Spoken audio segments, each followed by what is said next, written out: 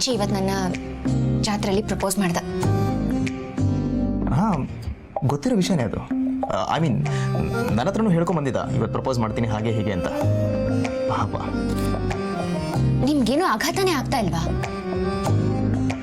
ಇದ್ರಲ್ಲಿ ಆಘಾತ ಏನಿದೆ? ಲವ್ ಲೆಟ್ರೇ ಬರ್ಕೊಟ್ಟಿದ್ದಂತೆ. ಭುವನ್ ಪ್ಲೀಸ್, ಇನ್ಮೇಲೆ ಯಾವತ್ತೂ ಹೀಗೆ ಮಾಡಬೇಡಿ. ಇವತ್ತೇನು ನಾನು ಅವನಿಗೆ ಬುದ್ಧಿ ಹೇಳಿದ್ದೀನಿ. ಹಳ್ಳಿ ಹುಡುಗ ಪಾಪ ಏನನ್ನು ಹುಚ್ಚ ಆಸೆಗಳನ್ನು ಇಟ್ಕೊಂಡಿದ್ದಾನೆ. ಅವನ ಆಸೆಗಳಿಗೆ ನೀರೆರೆದವರಲ್ಲಿ ನೀವು ಒಬ್ರು ಅನ್ನೋದನ್ನ ಮರಿಬೇಡಿ. ಅದು ಹೆಂಗೆ ಆಗತ್ತೆ?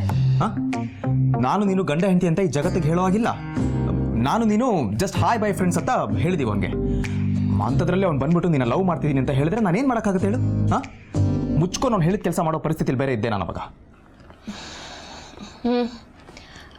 ಅದೇನೋ ಸರಿ, ನಂದು ತಪ್ಪಿದೆ ನೋಡಿ.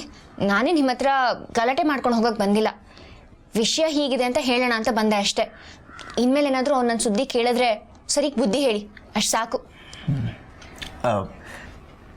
ಏನಂತ ಮಾತಾಡಿದೆ?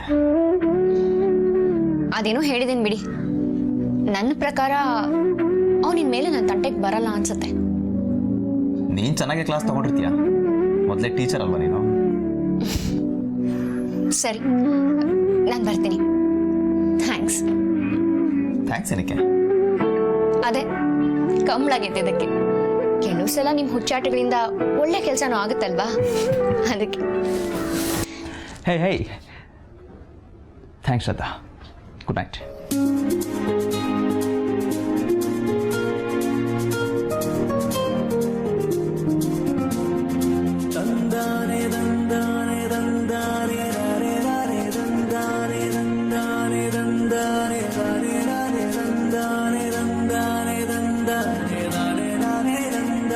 ಏನಿದು ಬಂಪರ್ ಪ್ರೈಸು?